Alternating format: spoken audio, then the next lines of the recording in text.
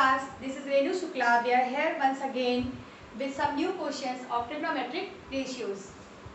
तो आज हम ये दो क्वेश्चन सॉल्व करने जा रहे हैं, ठीक है। पहले ये वाला देखिए। We have to given that tan theta equal to a upon b. ये tan theta equal to a upon b हमें दे रखा है क्वेश्चन में, and we have to show that a sin theta minus b cos theta upon a sin theta plus b cos theta equal to a square minus b square upon a square plus b square. Generally ऐसे question को solve करने के लिए हमें क्या करना होता है, क्या स्ट्रेटेजी होती है हमारी? We have to show LHS equal to RHS. हम LHS को सॉल्व करते हैं, उसको RHS के बराबर प्रूव कर देते हैं। करेंगे यहाँ पर भी यही काम, और LHS और RHS को प्रूव करने के लिए एक दूसरे के इक्वल हमें साइन थीटा और कॉस थीटा की वैल्यूज पता होनी चाहिए, राइट। अब साइन थीटा और कॉस थीटा कहाँ से आएंगे? यहाँ से आएंगे, जो हमें दे रखा है। तो टेन थीटा दिया है, तो साइन थीटा और कॉस थीटा कैसे फाइंड आउट कर सकते हैं, ये हम पिछले वीडियो में सीख चुके हैं। एक तो वो मेथड हुआ, ठीक है। इस टाइप का कोई भी क्वेश्चन सॉल्व करने के लिए हमें करना यही होगा कि जो ट्रिग्नोमेट्रिक रेशियो हमें दे रखा है उसकी हेल्प से हम वो ट्रिग्नोमेट्रिक रेशियोज की वैल्यू निकालेंगे जो हमें, जिनकी की ज़रूरत है, जो हमें रिक्वायर्ड है। लेकिन यहाँ पर थोड़ी सी डिफरेंट ट्रिक काम आएगी।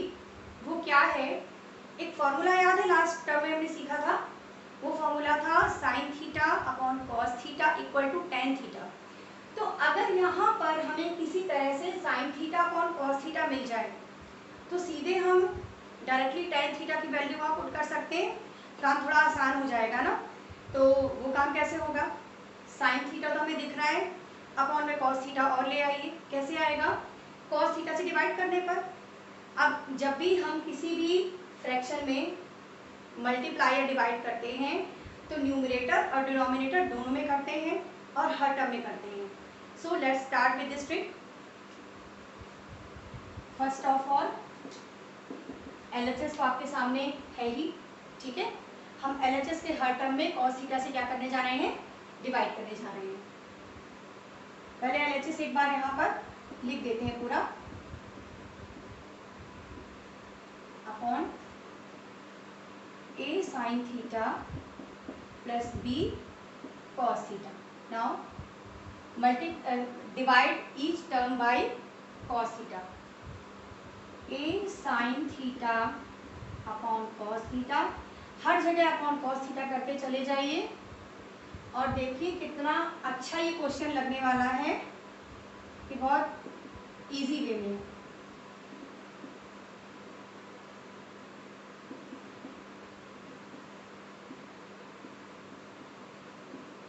cos theta cancel, cos theta cancel, थोड़ा छोटा हो गया ना। चलिए, a sin theta upon cos theta क्या बताया अभी? tan थीटा, ठीक है।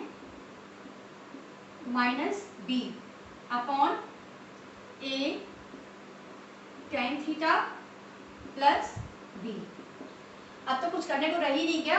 अब क्या रह गया? tan थीटा आ गया, tan थीटा की वैल्यू पुट कर दो और सॉल्यूशन आपके सामने। a tan थीटा की value a upon b, tan theta की वैल्यू a अपॉन b, इधर लगा देते a into a square upon b minus b के अपॉन कुछ भी नहीं है तो क्या ले सकते हैं? 1, ठीक है ना। अपॉन सेम नीचे है, बस माइनस और प्लस का अंतर है। a square upon b plus b के अपॉन में क्या ले सकते हैं? 1। इधर अब एलसीएम लेके सॉल्व कर लेंगे, अलजेब्रा में जैसे सिंपल करते हैं। LCM of b and 1 is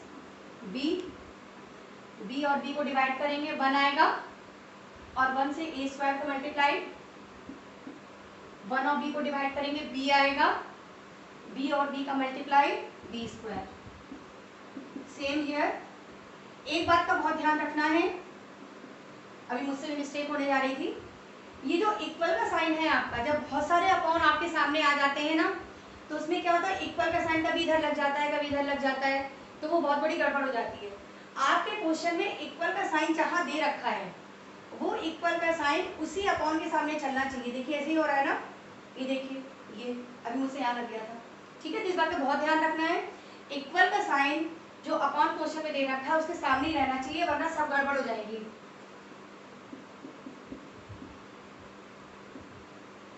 B and B cancel, ये रिवर्स हो जाएगा ना ऊपर जाके। चलिए रिवर्स भी करके दिखा देती हूँ। अपॉन बी, ये डिवाइड है, जब मल्टीप्लाई में जाएगा तो ये रिवर्स हो जाएगा। अब बस काम हो गया, A square minus B square upon A square plus B square, RHS मिल गया, ये हमारा प्रूफ हो गया। तो थोड़ा सा काम आसान हो गया, ये जो हमने डिवाइड कर लिया cos थीटा से, इसकी हेल्प से। ठीक है, तो ये सॉल्यूशन इसका और ये था। अब क्वेश्चन नंबर 2 लगाएं। ठीक है, इसे मैं रेज कर देती हूँ। क्वेश्चन नंबर 2 भी बहुत ही इजी और ट्रिकी क्वेश्चन है, और इसके सिमिलर भी कुछ क्वेश्चन आपको RS अग्रवाल में मिलेंगे जो कि बोर्ड एग्जाम में आते भी रहते हैं। तो इस टाइप के क्वेश्चंस की भी जरा प्रैक्टिस कर लीजिएगा।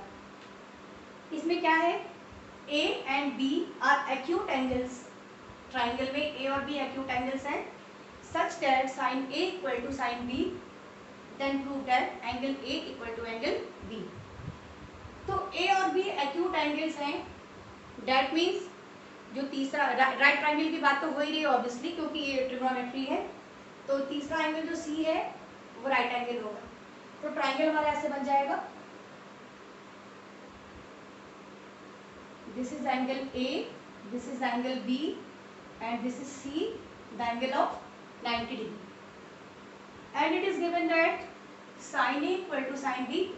चलिए भाई लिख लेते हैं, sin A equal to sin B। We have to prove that angle A equal to angle B।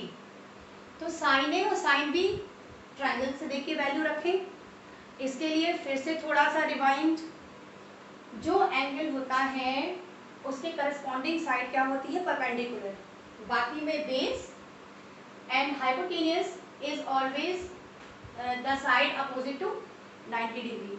तो एंगल A के लिए this is perpendicular and for angle B this is perpendicular।